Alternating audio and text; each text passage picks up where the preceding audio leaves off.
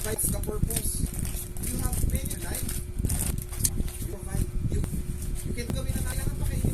Gusto mo makuha sa buhay. Lahat ng gagawin. Productive. Their self po, nakot-nakota ka na eh. Ito na yung pinakalang dito.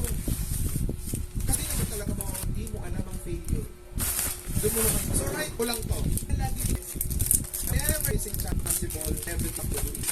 There you need to be taught. Pero ilagay mo yung responsibility.